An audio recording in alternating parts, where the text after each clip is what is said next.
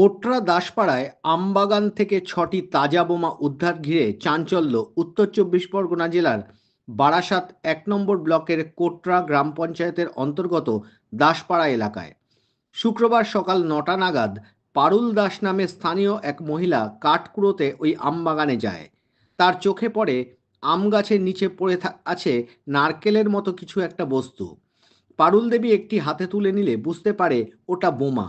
আম গাছের নিচে পারুল দাস বোমাটি আবার রেখে দেয়। খবরটি জানাজানি হতেই উত্তেজনা ছড়িয়ে পড়ে এলাকায়।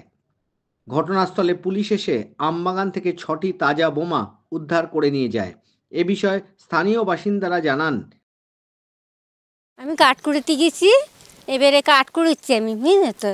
এবার কাঠ কুড়িয়ে এবারে আমি এত বলি বাগানে গেছি, বলে ওই বাগানটায় যাই, বুঝলো তো। এবার ওই বাগানে গেছি, এবার ওই বাগানে গিয়ে এবার দুটো এতক্ষণই কাঠ কুড়ে গেছি, কাঠ কুড়ে গেছি। তাই বলি আম গাছের গোড়ায় কী অতটা নারকল কেন? হ্যাঁ, এইবার আমি কি করেছি যে আমি বলি এ তো নারকল না তো, হ্যাঁ এ তো বোমা। হ্যাঁ, আমি তো একটু বোমা।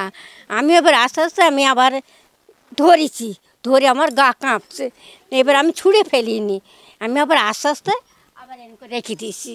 রেখে এসে এবার একটা বউ ওখানে জামা কাপড় নিয়ে মেলে দিচ্ছে।